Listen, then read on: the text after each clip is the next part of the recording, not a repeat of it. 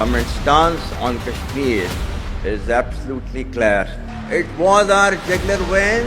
It is our jugular vein. तुम बलोचिस्तान में पाकिस्तानियों के खून से होली खेलोगे, इसकी कीमत तुम्हें दिल्ली से लेकर मकबूजा कश्मीर के अंदर तक अदा करनी पड़ेगी। इस दरिया से हमारा पानी बहेगा या उनका खून बहेगा। ना इधर ना उधर, सीधे मुद्दे पर नजर। और क्या है आज की खबर, आप देखना शुरू कर चुके हैं न्यूज़ 18 आपके पुनीत के साथ। तो भारत और पाकिस्तान के बीच टेंशन अपने चरम पर है। क्या युद्ध होगा, इसका सटीक जवाब कहीं से भी आ नहीं रहा, लेकिन हालात तो यही बयां कर रहे हैं कि युद्ध की संभावना पूरी बन चुकी है। इस बीच कई खबरें सामने आ रही हैं, उनका जिक्र आज के इस वीडियो में हम करेंगे। मसलन पाकिस्तान की तरफ से दी जाने वाली परमाणु हमले की धमकी, सिंधु जल समझौता रद्द होने के बाद पाकिस्तान में कहीं सूखा तो कहीं बाढ़ से हालात क्यों बन गए।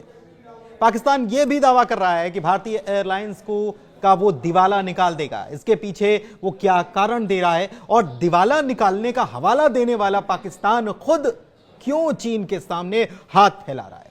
और हां, अगर पाकिस्तान और हिंदुस्तान के बीच युद्ध होता है तो कौन किसका साथ देगा, इन सारे मामलों पर हम आज के वीडियो में बात करने वाले हैं। तो शुरू करते हैं वीडियो, और सबसे पहले बात कर लेते हैं अल्टीमेटम की। तो भारत में रहने वाले पाकिस्तानियों को देश छोड़ने के लिए दिया गया समय 26 अप्रैल को खत्म हो गया। ऐसे में पाकिस्तान के उन नागरिकों के सामने अब सबसे बड़ा सवाल यही है कि उनका क्या होने वाला है।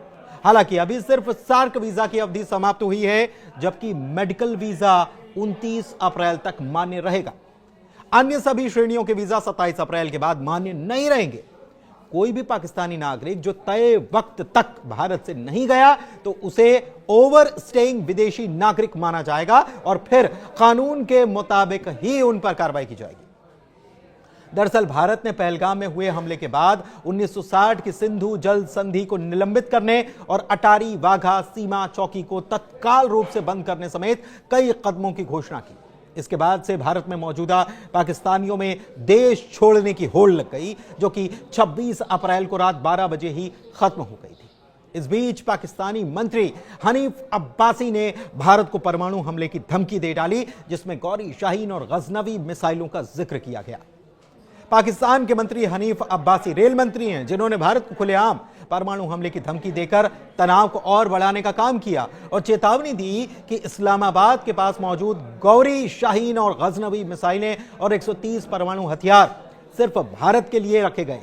अब्बासी ने आगे चेतावनी दी कि अगर भारत सिंधु जल संधि को निलंबित करके पाकिस्तान की जल आपूर्ति रोक रहा है तो उसे युद्ध के लिए तैयार रहना चाहिए, क्योंकि इस्लामाबाद उकसाए जाने पर हमला करने के लिए तैयार है।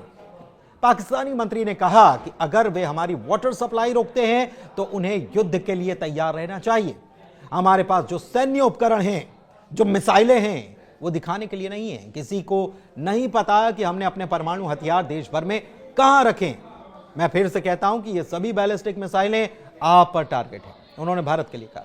अब्बासी ने भारत के सिंधु संधि को निलंबित करने के फैसले का मजाक उड़ाया और कहा कि अगर चीजें इसी तरह 10 दिन और चलती रहीं तो भारत की एयरलाइंस दिवालिया हो जाएंगी। मंत्री ने यह भी दावा किया कि पाकिस्तान ने पहले ही भारत के द्विपक्षीय व्यापार को घटाने के फैसले के परिणामों के लिए तैयारी शुरू कर दी है। यह संकेत देते हुए कि इस्लामाबाद किसी भी आर्थिक कार्रवाई का मुकाबला करने के लिए तैयार बैठा है। इधर पाकिस्तान के मंत्री की तरफ से भारत की एयरलाइंस के दिवालिया होने के हवाई बातों के बीच खबर यह भी आई कि पूरी तरह कंगाली के दौर से गुजर रहे पाकिस्तान ने चीन से 10 अरब युआन यानी कि लगभग 1.4 अरब डॉलर की अतिरिक्त वित्तीय सहायता मांगी है। यह राशि दोनों देशों के बीच पहले से मौजूद मुद्रा विनिमय समझौते के तहत मांगी गई। पाकिस्तान के वित्त मंत्री हैं मोहम्मद औरंगजेब, जिन्होंने यह जानकारी दी और कहा कि यह कदम देश के विदेशी मुद्रा भंडार को बढ़ाने और वित्तीय स्रोतों को विविध बनाने के लिए उठाया गया है। उधर सिंधु जल समझौता सस्पेंड होने के बाद अब खबर आ रही है कि पीओके में अचानक से झेलम नदी का जल स्तर बढ़ गया है, वहां पर बाढ़ के हालात बन गए। स्थानीय अधिकारियों का यह भी दावा है कि भारत ने शनिवार को बिना किसी पूर्व चेतावनी के उरी बांध से पानी छोड़ दिया। पीओके के अधिकारियों ने भारत पर जल आतंकवाद का आरोप लगा दिया।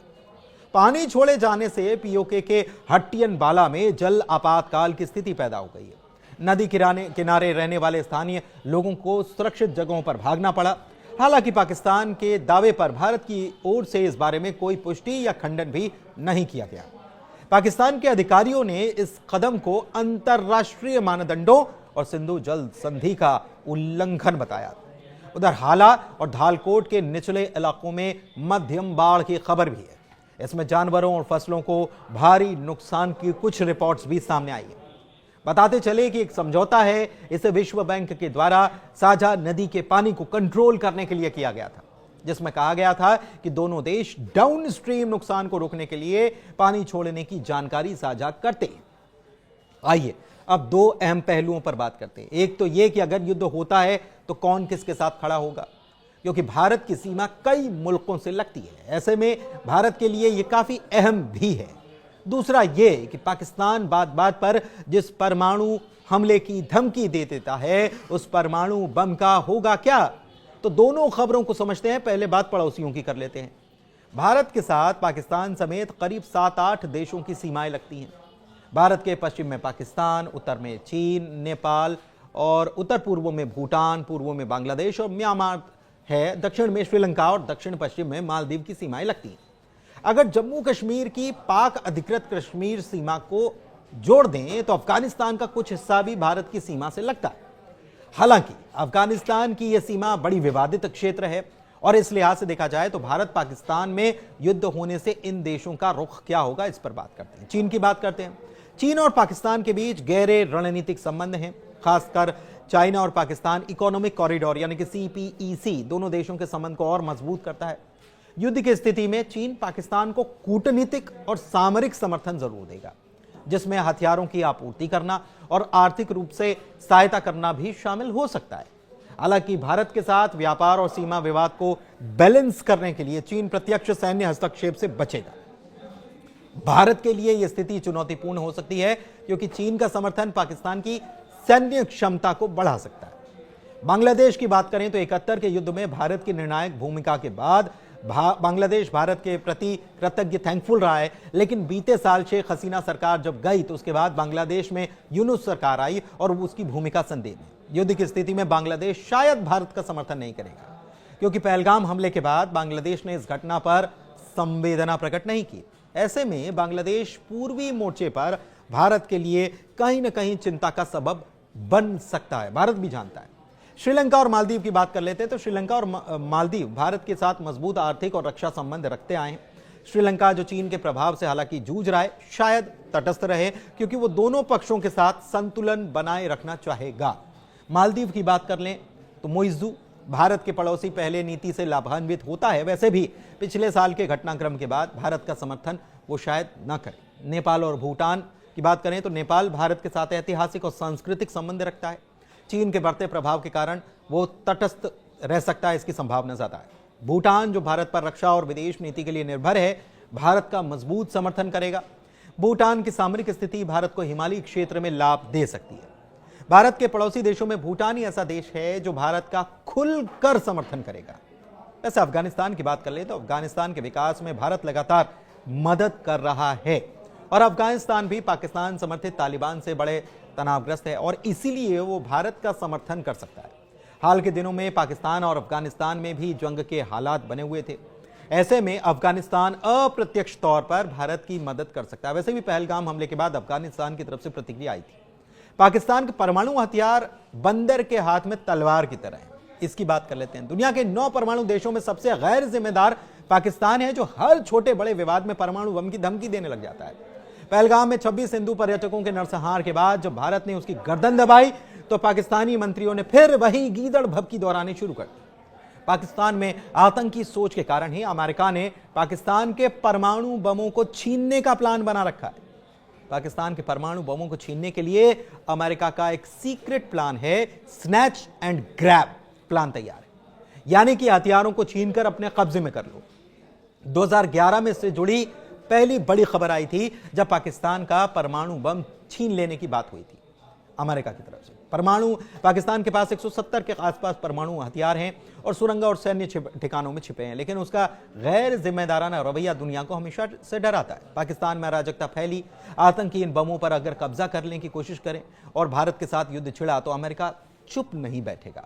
स्नैच एंड ग्रैब प्लान के मुताबिक अगर अमेरिकी राष्ट्रपति को लगता है कि पाकिस्तान के परमाणु हथियार उनके देश या हितों के लिए खतरा हैं, तो वो इस प्लान को फिर से एक्टिव कर देंगे। इस प्लान में क्या होगा इसकी कोई खास जानकारी नहीं है, लेकिन माना जाता है कि तब अमेरिकी स्पेशल फोर्स जैसे कि डेल्टा फोर्स या नेवी सील्स जो हैं वो तेजी से पाकिस्तान में दाखिल हो जाएंगी। ये परमाणु बमों को गलत हाथों में पड़ने से बचाने के लिए ऐसा कर सकती है। हालांकि ये मुश्किल माना जा सकता है क्योंकि पाकिस्तान के परमाणु हथियार कई जगहों पर मौजूद हैं। अमेरिका ने दरअसल ये योजना 9/11 के हमले के बाद बनाई थी, जब उसे डर था कि पाकिस्तान के बम आतंकियों के हाथ में लग सकते हैं।